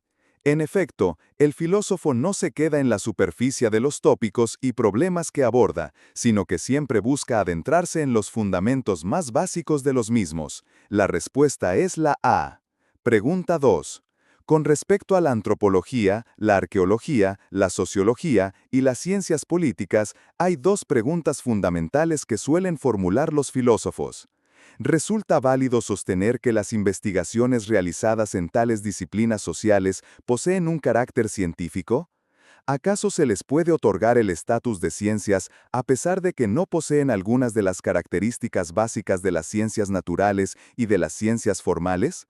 Teniendo en cuenta las distintas disciplinas filosóficas, las dos preguntas se circunscriben en el ámbito de a. Cosmología, b. Gnoseología, c. Ontología, d. Epistemología. Solución. Las dos preguntas formuladas en el fragmento anterior están relacionadas con el problema de la distinción entre el ámbito de lo que es científico y de lo que no es científico. Por ende, pueden enmarcarse dentro de la epistemología. La respuesta es la D. Pregunta 3. Un estudiante de filosofía sostiene que la función principal de la filosofía debe ser establecer cuáles son los primeros principios y las primeras causas de todo lo que existe. La concepción que tiene este estudiante de la filosofía coincide con la que presenta Blanc en su obra Blanc.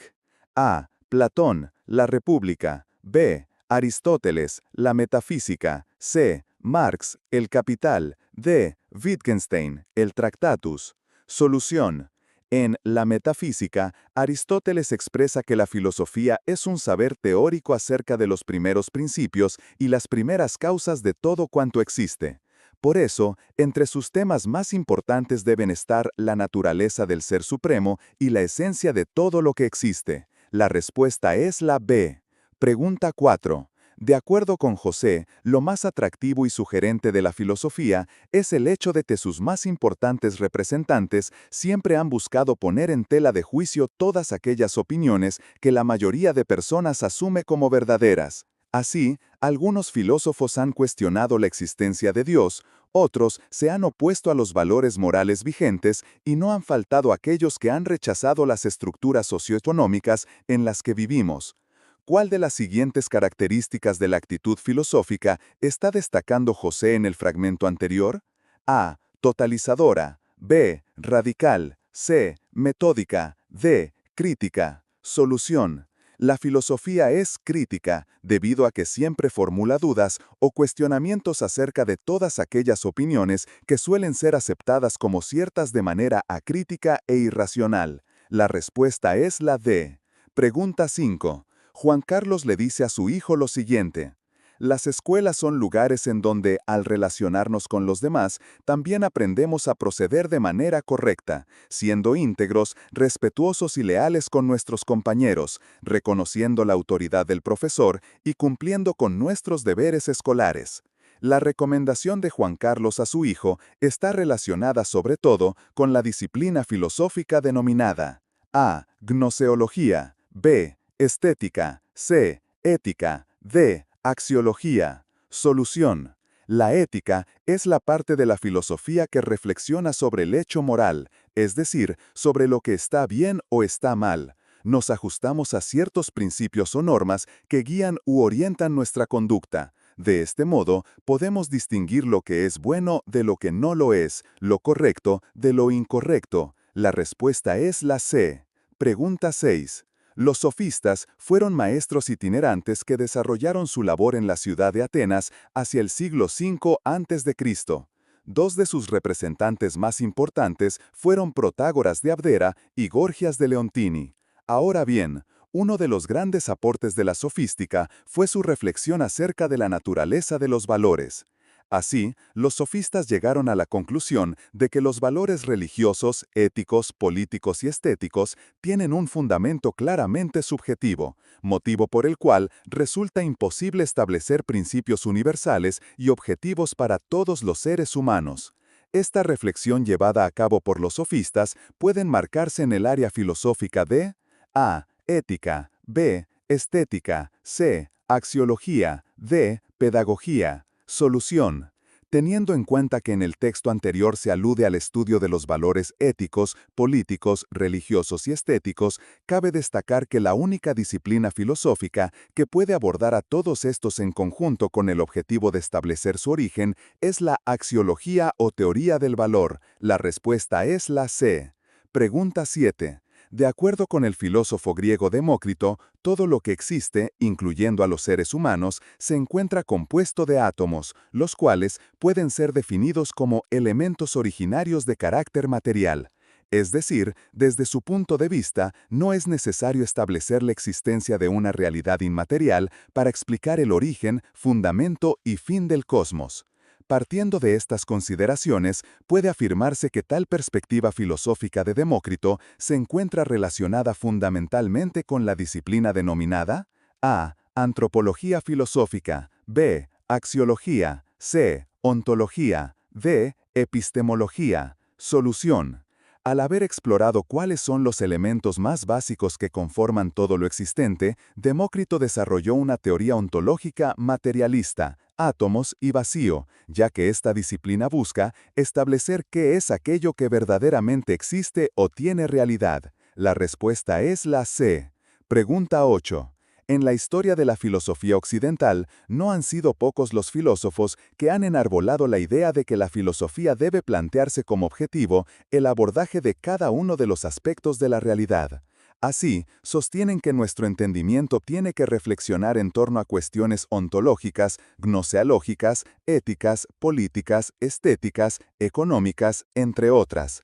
Ocurre que solamente de esta manera los seres humanos podremos tener acceso a una visión sistemática y completa de las cosas. Así presentaron la filosofía grandes pensadores como Platón, Aristóteles, San Agustín, Descartes, Kant y Hegel, quienes han evidenciado con sus obras el hecho de que la filosofía es A. Racional, B. Totalizadora, C. Radical, D. Problemática. Solución. Desde siempre, la filosofía ha buscado abarcar todos los aspectos de la realidad. En este sentido, suele distanciarse, por ejemplo, de una excesiva especialización, tal como es propia de las ciencias naturales. La respuesta es la B. Fundación UneEducation. Formando líderes con actitud y actitud, con un sentido de sensibilidad humana.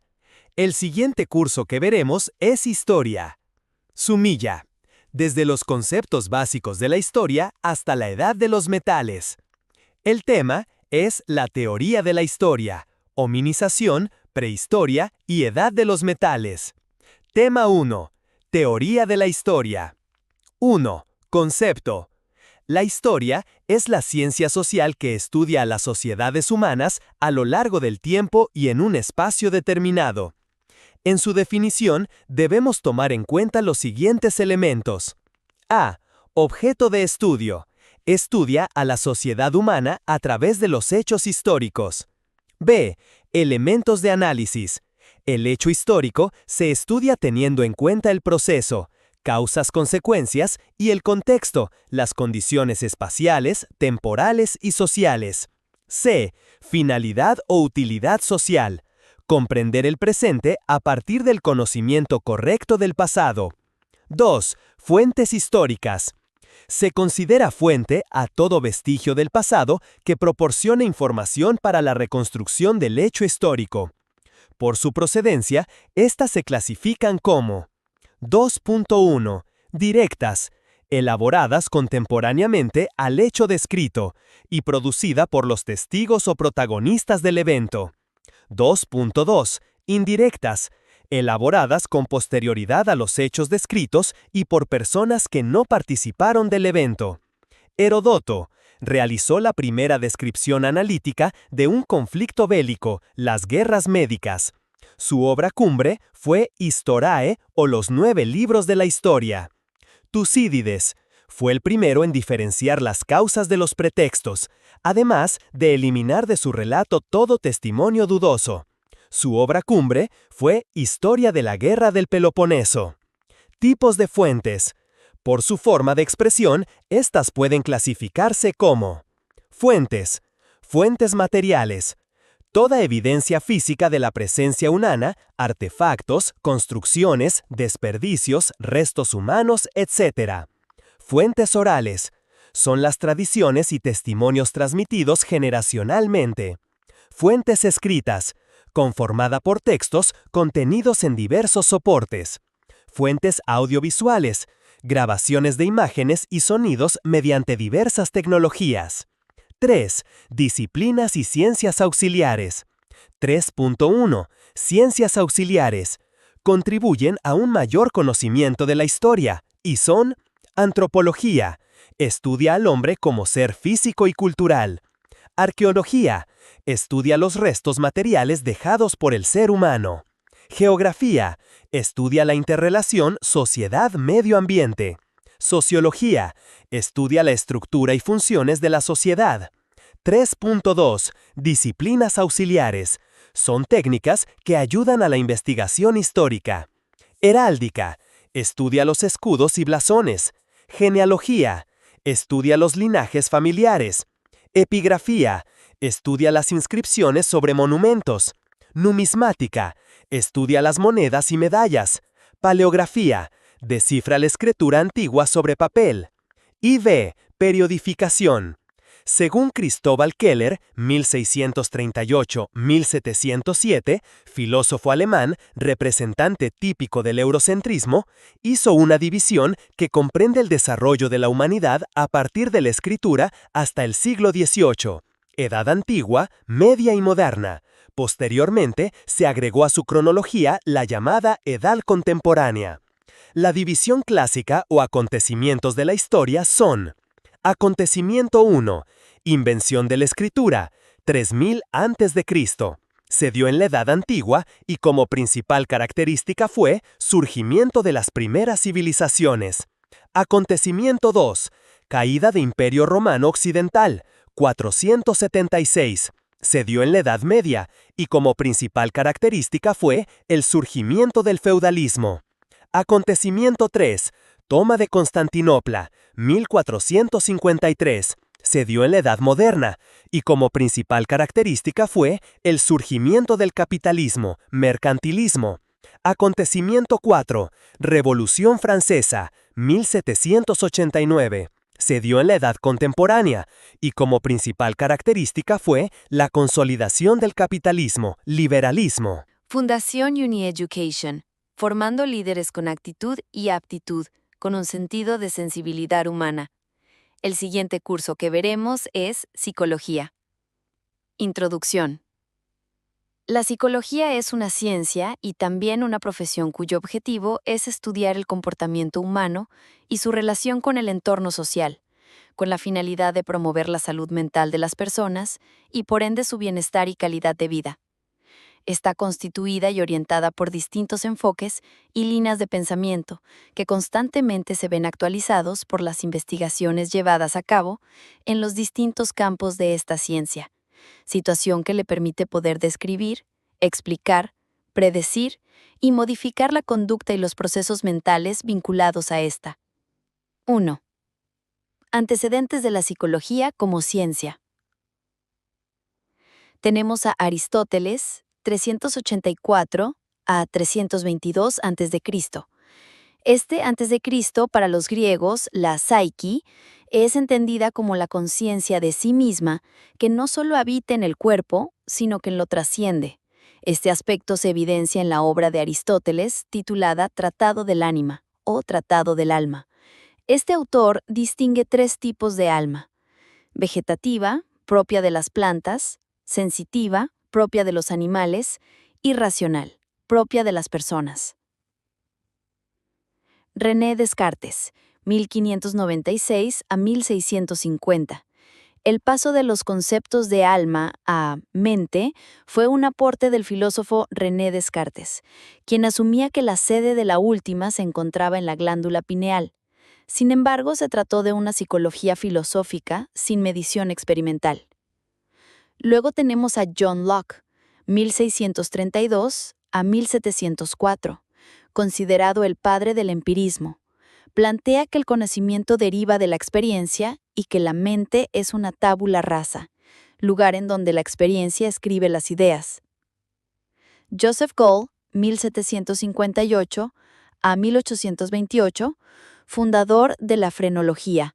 Sus aportes polémicos estimuló el estudio de la neuroanatomía y el debate sobre la estructura interna del sistema nervioso, tratando de ubicar las funciones conductuales y rasgos de personalidad en determinados lugares del cerebro. Ernst Weber, 1795, y Gustav Fechner, 1801 a 1887, creadores de la psicofísica, pioneros en formular una verdadera ley psicológica, estableciendo una relación cuantitativa entre la magnitud de un estímulo y cómo éste es percibido. Según algunos autores, marca el inicio de la psicología experimental. Etimología.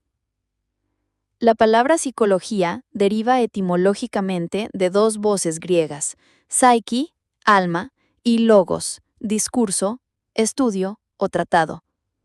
Wilhelm Wundt. La psicología científica se inicia en 1879, fecha en que Wilhelm Wundt, médico, fisiólogo y psicólogo, usa por primera vez el método experimental, inaugurando el primer laboratorio de psicología experimental en la Universidad de Leipzig, en Alemania. Mediante su método de la introspección experimental, Wundt pretendía medir los átomos de la mente, sensaciones, sentimientos e imágenes, recurriendo a instrumentos de laboratorio que le permitía controlar con precisión los resultados de las experiencias subjetivas de los sujetos experimentales. En ellas, por ejemplo, pide a los sujetos que perciban determinadas sensaciones que se encuentran en su conciencia, colores, tonos, etc., y entrenaba a los sujetos a verbalizar dichas vivencias. 3. Escuelas psicológicas. A partir de 1879, empieza una nueva fase en la psicología. Surgen las escuelas psicológicas, cada una promovida por pensadores pioneros. Escuelas 1. Estructuralista, 1879. Representantes: E. Titchener, discípulo de Webb Wundt. Descripción 1. Titchener la denomina estructuralismo y sostenía que la mente consciente está estructurada por tres elementos fundamentales conocidos como los átomos de la mente: sensaciones, sentimientos e imágenes. El método de investigación fue la introspección experimental, que da estatus científico a la psicología. Escuela 2, funcionalista, 1896. Representante: W. James y J. Dewey. Descripción 2. El objeto de estudio de esta escuela fue la función de la conciencia en la adaptación al medio. Los temas de su interés se centraron en el estudio del aprendizaje, los hábitos, la adaptación, etc. Tópicos que pudieran aplicarse a la vida cotidiana y tener un sentido utilitario para el hombre. Pragmatismo. Método de investigación, introspección experimental. Propició la medición psicológica mediante el uso de test, fundadores de la psicometría. Escuela 3, reflexología, 1902. Representantes: Pavlos Becherev. Descripción 3. Estudia la actividad refleja basándose en la actividad nerviosa superior del cerebro. En esencia, la reflexología afirma que los procesos psicológicos son reducibles a reflejos, es decir, a procesos puramente fisiológicos y elementales. Sechenov sentó las bases de la escuela reflexológica. Sus obras inspiraron a Pavlov, pero es Becherev el que acuña el término reflexología. Pavlov fue reconocido por ganar un premio Nobel de Fisiología en 1904. Sus estudios se basan en la instauración y eliminación de los reflejos condicionados. Escuela 4, conductista, 1913. Representante: J. Watson. Descripción 4. Critica el estudio de la conciencia y el método introspectivo, porque considera que limita el desarrollo de la psicología. Para el conductismo, la psicología es la ciencia cuyo objeto de estudio es la conducta, la cual debe ser observada y medida. Por ello, aplicaron rigurosamente la metodología científica, mediante el estudio experimental objetivo y natural de la conducta. Escuela 5, Gestáltica, 1912. Representantes: M. Wertheimer, K. Kofka, W. Kohler. Descripción 5. Su objeto de estudio fue la conciencia como totalidad, basándose en los estudios de la percepción, resaltando la tendencia del ser humano a buscar la buena forma, pregnancia, el significado, el aprendizaje y la comprensión súbita por reorganización perceptual e insight. Los procesos perceptivos determinan la forma de interpretar la realidad, otorga una mayor importancia a la experiencia. Escuela 6, Psicoanalítica, 1892. Representante: Sigmund Freud. Descripción 6. Su objeto de estudio es el inconsciente. Resalta la importancia de las experiencias infantiles, la motivación inconsciente y la influencia de los impulsos sexuales en el desarrollo de la personalidad. El método para acceder al inconsciente es la asociación libre, base de la psicoterapia freudiana, la cual constituye su principal aporte. Se le criticó por la escasa posibilidad de verificación científica con el método experimental. 4. Perspectivas y enfoques actuales de la psicología. En la actualidad, no hay escuelas psicológicas dogmáticas, sino enfoques psicológicos flexibles. Un enfoque formula una explicación de la mente y del comportamiento humano acorde con los avances de la investigación científica. Enfoque 1. Psicodinámico. Objeto de estudio 1. Impulsos inconscientes y conflictos. Investiga cómo se origina la conducta a partir de los impulsos y los conflictos inconscientes, cómo se pueden explicar los trastornos de la personalidad en función de los impulsos sexuales y agresivos, entre otros temas. Actualmente, la tradición neofreudiana releva la influencia de los factores socioculturales en la génesis de los trastornos psíquicos. Representantes: Horney, Adler, Fromm, Lacan. Enfoque 2. Conductista. Objeto de estudio: respuestas manifiestas u observables. Estudia la relación entre estímulos y conducta. Es una relación entre causas y efectos. Responde a preguntas. ¿Cómo aprendemos respuestas observables? ¿Cuál es la forma más eficaz de modificar nuestra conducta? Representantes: B.F. Skinner, Wolpe, Eysenck. Enfoque 3. Humanista. Objeto de estudio 3. El ser humano y la autorrealización. Postula tomar conciencia sobre la experiencia y el potencial humano, la autorrealización, la actitud hacia sí mismo y la adopción de valores vitales. Para el enfoque humanista, el hombre tiene capacidad de libre albedrío, libertad y responsabilidad, y la tendencia hacia la búsqueda de la autorrealización.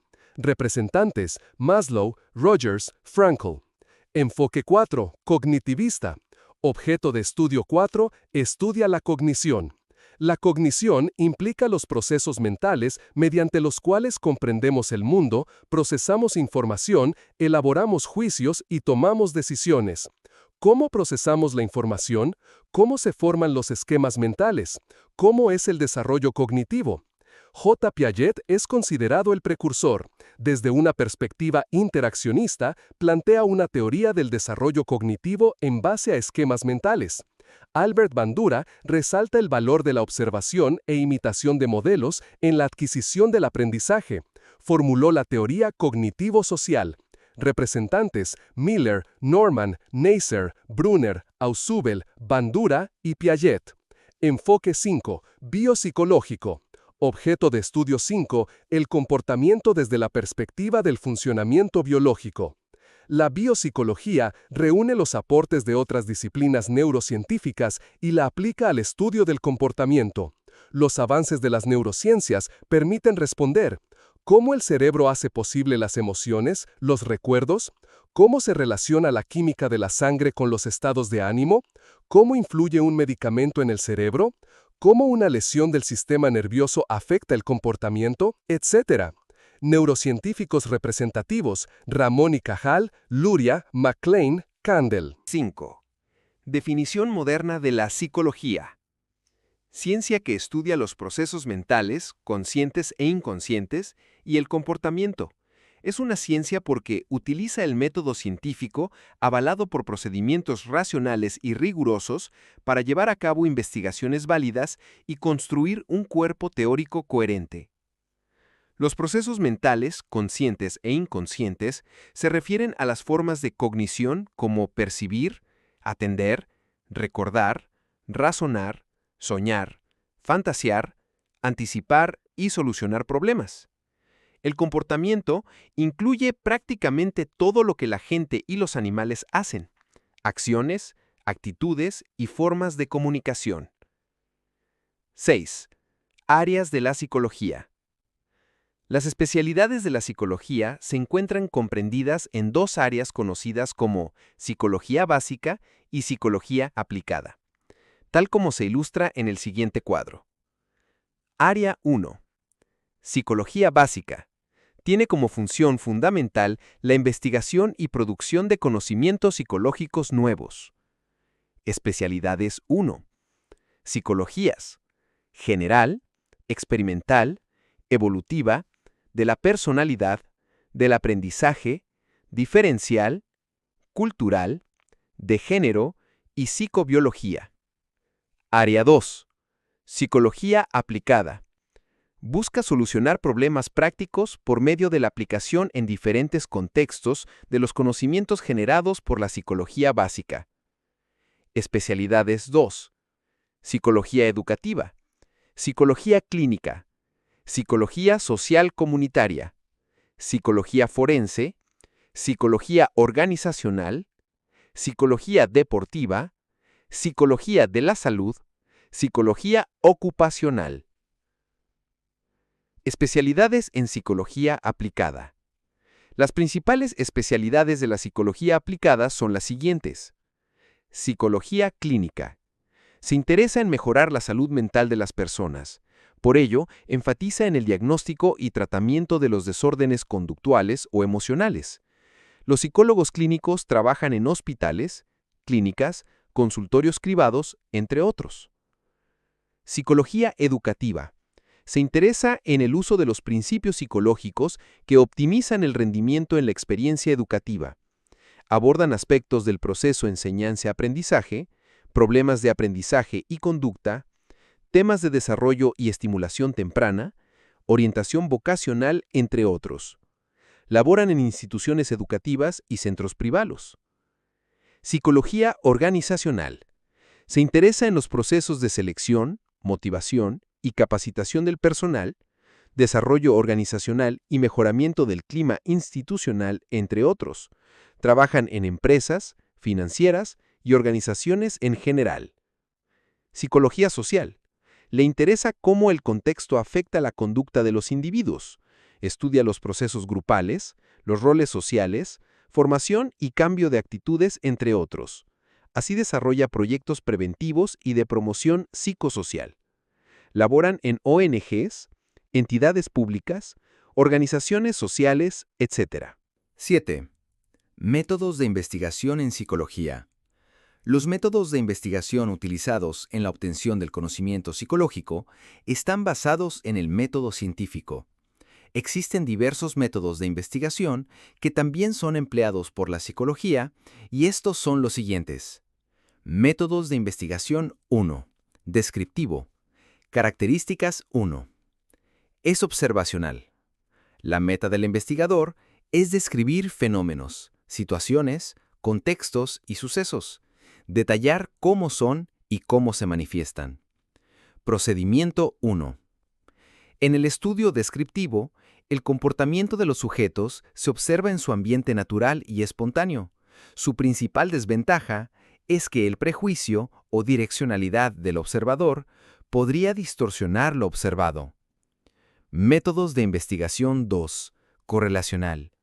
Características 2. Tienen como finalidad conocer la relación entre dos o más conceptos, categorías o variables en una muestra o contexto en particular. La relación entre variables puede ser directa o inversa. Procedimiento 2. Según el estudio correlacional, para evaluar el grado de asociación entre dos o más variables, primero se mide cada una de estas y después se cuantifican o valoran, analizan y establecen las vinculaciones utilizando técnicas estadísticas. Métodos de investigación 3. Experimental. Características 3. Permite establecer una relación causa-efecto entre dos o más variables. Al estudiar la influencia de una variable sobre otra, es necesario que una de ellas permita ser dosificada y o manipulada por el experimentador. Procedimiento 3.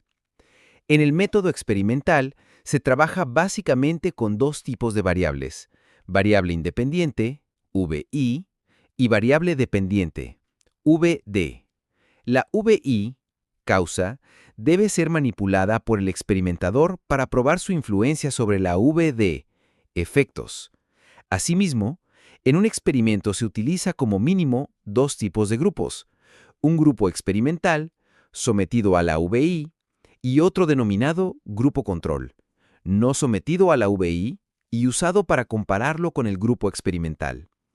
Este método asegura una mayor objetividad en las conclusiones, por lo cual es el método científico por excelencia. Cuando se investiga, independientemente del método con el que se decida hacerlo, se deben tener en cuenta consideraciones éticas relacionadas con los objetos, las variables y los sujetos de investigación. Es necesario que la investigación no cause daño a los participantes, se respeten los criterios de privacidad y confidencialidad, exista un consentimiento informado de los sujetos, personas, y tratamiento humanitario en el caso de animales. Ahora veremos una lectura para reforzar nuestros conocimientos. Pensamiento crítico, un beneficio adicional de estudiar psicología. El ajuste de los niños sobredotados es menos bueno que el de otros niños. Los opuestos se atraen. Los mensajes subliminales de las cintas de autoayuda tienen efectos benéficos. ¿Está usted de acuerdo con las afirmaciones anteriores? Muchas personas responden que sí, sin dudarlo un momento, aduciendo que todo el mundo lo sabe. Sin embargo, quienes piensan de manera crítica cuestionan el conocimiento común. ¿Qué es con exactitud el pensamiento crítico? Es el proceso mediante el cual se examina la información que tenemos y luego, con base en esta indagación, se hacen juicios y se toman decisiones. Cuando pensamos de manera crítica, definimos los problemas, examinamos la evidencia, analizamos las suposiciones, consideramos las alternativas y, por último, encontramos razones para apoyar o rechazar un argumento. Para pensar de manera crítica, es necesario adoptar cierto estado mental, uno que se caracterice por la objetividad, la cautela, la disposición a cuestionar las opiniones de otra gente y, lo que quizás sea más difícil, la disposición a someter a escrutinio las propias creencias más profundas. En otras palabras, hay que pensar como un científico. Apliquemos el pensamiento crítico a la cuestión de si es correcta la segunda afirmación anterior, según la cual los opuestos se atraen. 1. Defina el problema o la pregunta que va a investigar. ¿En realidad se atraen los opuestos? 2. Recoja y examine toda la evidencia disponible. Al hacerlo, sea escéptico ante los autorreportes de la gente, ya que estos pueden tener un sesgo subjetivo. Si los datos están en conflicto, trate de encontrar más evidencia. La investigación sobre la atracción no apoya la idea de que los opuestos se atraen, mientras que muchos estudios confirman que las personas que son similares en apariencia, intereses, edad, antecedentes familiares, religión, valores y actitudes se buscan entre sí. 3. Sugiera una teoría o una explicación razonable de los datos. Es posible que las personas que son similares pertenezcan a menudo a los mismos círculos sociales. Dios los cría y ellos se juntan.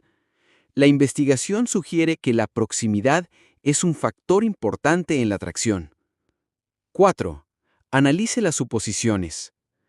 Quizá la gente cree que los supuestos se atraen porque equilibrar las diferentes fortalezas y debilidades de la gente es una buena manera de formar un grupo. Asumen erróneamente que por ende es más probable que esta también sea una buena base para las relaciones personales. O quizá crean que, puesto que conocen casos donde los opuestos se atraen, esto debe ser generalmente cierto para las relaciones personales. 5. Evite la simplificación excesiva. F.C. Scott Fitzgerald escribió que la prueba de una inteligencia de primer nivel es la capacidad para tener en mente dos ideas opuestas al mismo tiempo. No suponga que porque la semejanza en algunas características conduce a la atracción, sucederá lo mismo con todas las características. Por ejemplo, incluso las personas de temperamentos similares encuentran que la vida en común es difícil en algunos aspectos.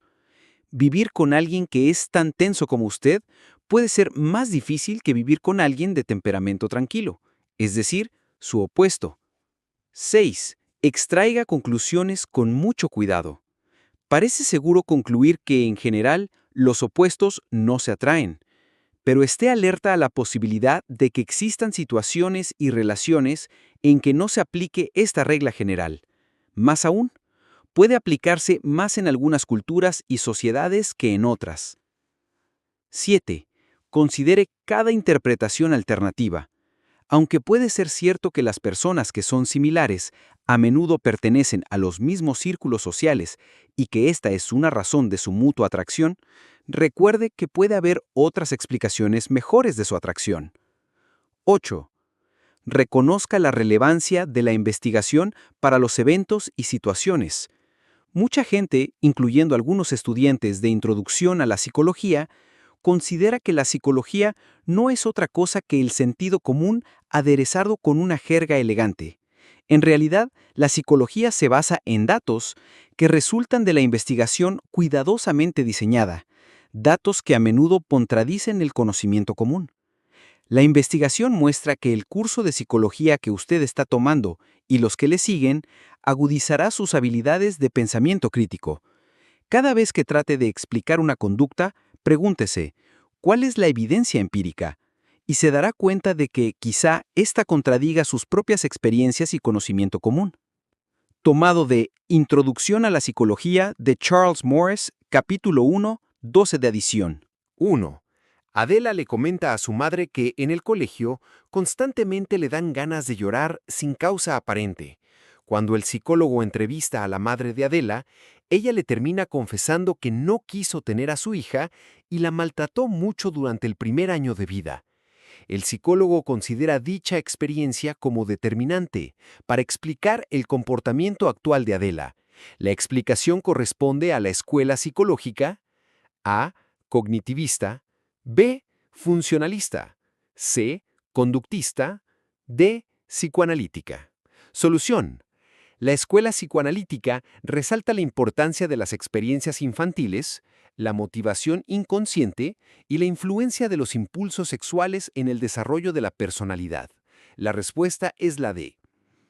2. Paulina es una psicóloga que evalúa a las personas que se presentan a las ofertas de trabajo que ofrece la empresa donde labora. También capacita a los trabajadores en sus competencias y realiza talleres para mejorar el clima laboral. Sobre este caso, determina el valor de verdad, V, o falsedad, F, de las siguientes proposiciones. 1. Paulina realiza una labor propia del área de la psicología básica. 2.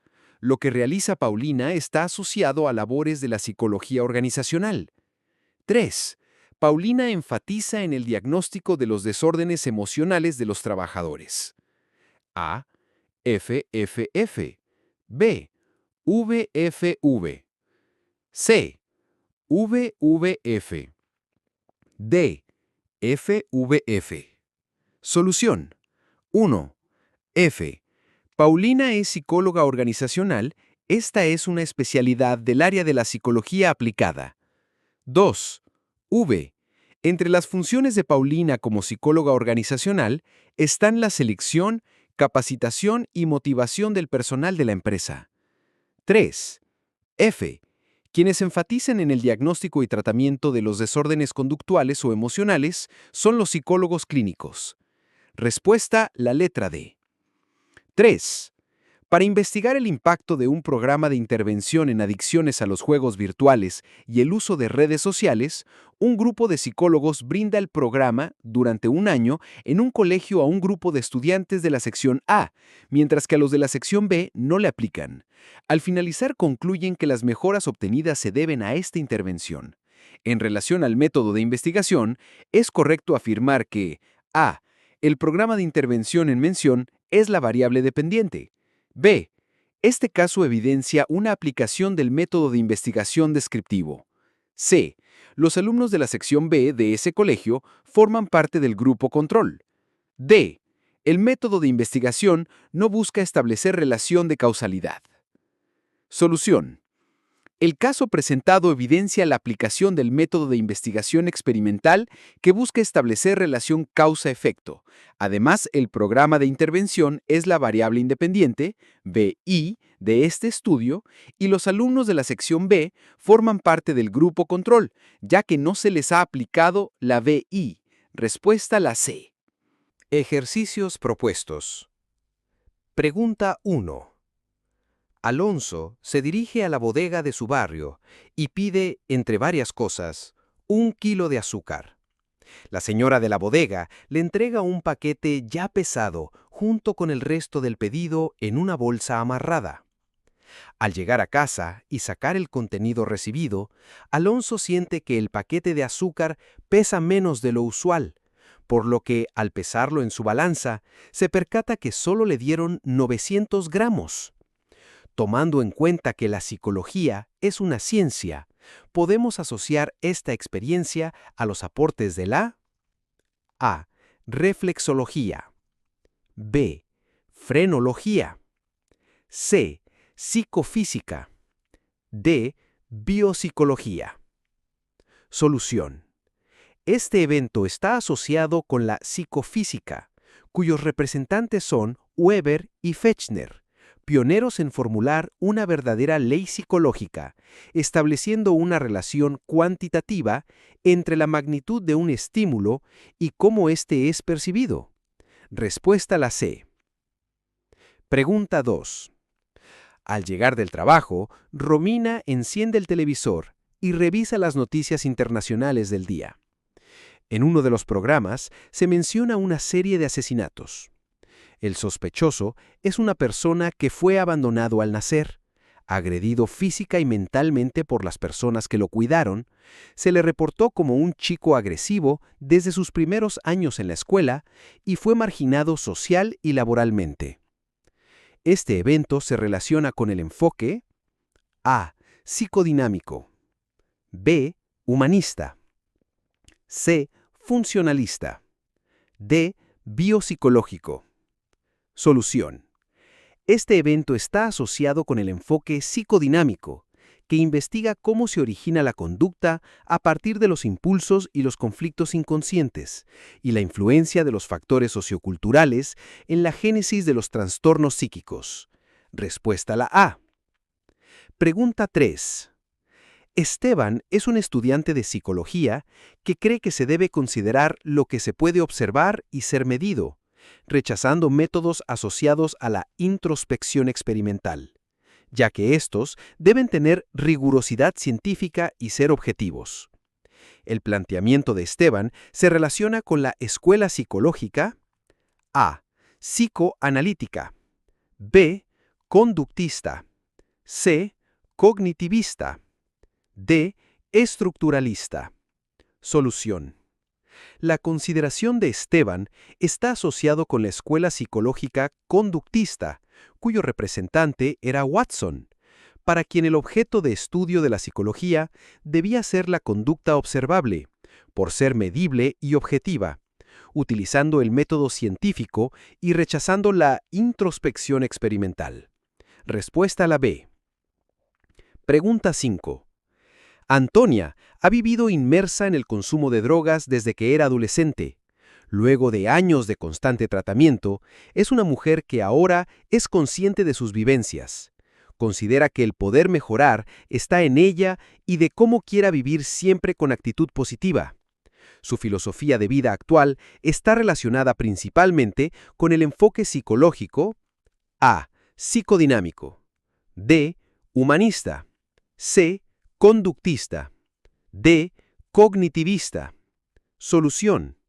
El enfoque humanista valora la toma de conciencia sobre la experiencia y el potencial humano, la autorrealización, la actitud hacia sí mismo y la adopción de valores vitales. Respuesta a la B. Pregunta 5. Raúl se ha inscrito para postular a la carrera de medicina, ya que sus familiares son distinguidos médicos.